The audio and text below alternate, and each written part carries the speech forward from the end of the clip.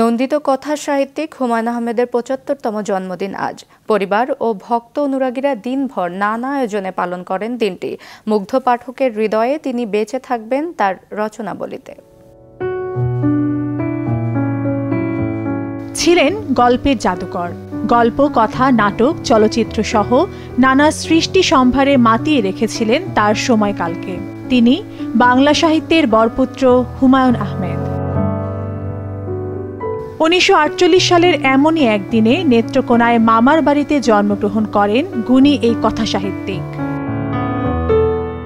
এতটা ভালোবাসা যে আমার জন্য লোকজন তাদের অন্তরে ধারণ করেছে, আগে সেইভাবে বুঝতাম, সেইভাবে বুঝতাম। একটা ছিল সোনার কন্যা, মেঘবরণ কেশ, ভাটি অঞ্চলে ছিল সেই কন্যার দেশ। সহজ করে মধ্যবিত্ত যাপিত জীবনের আনন্দ বেদনার কথা বলতে পারায় বিশেষ দক্ষতা ছিল হুমায়ুন আহমেদের। ৮০ দশকে মানুষকে নাটকমুখী করেছিলেন, খোরাক জুগিয়েছিলেন বিনোদনের, হাসি ঠাট্টার ছলে তুলে ধরেছেন সমাজের অসংখ্য অসঙ্গতি। তার আগে কঙ্কা ভাইয়া, আমাকে এক গ্লাস পানি এনে দাও তো। নরমাল।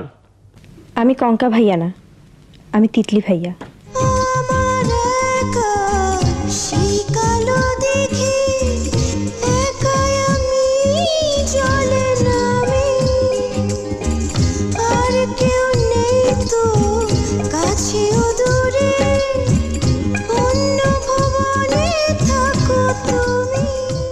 প্রথম উপন্যাস নন্দিত নরকে লিখে জানান দেন নিজের বিশিষ্টতার। ভবঘুরে হিমু কিংবা জীবনের জটিলতা ও রহস্য উন্মোচনকারী মিসির আলী আমাদের সমাজেরই বাস্তবায়ন প্রতিনিধি। প্রায় ৪ দশকে বইয়ের সংখ্যা ছাড়িয়ে গেছে ৪০০ উপরে।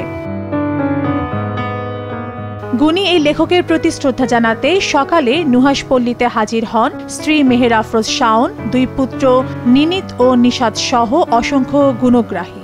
হুমায়ুন আহমেদ সাহিত্য পদক এমন একটি পদকে আসলে পরিণত হবে বা কিছুটা হয়েছেও, যে বাংলা সাহিত্য যারা করে, বাংলাদেশের যারা সাহিত্যিক, যারা নবীন, যারা প্রবীণ, তাদের একটা স্বপ্নই থাকে যে একটা সময় তারা হুমায়ুন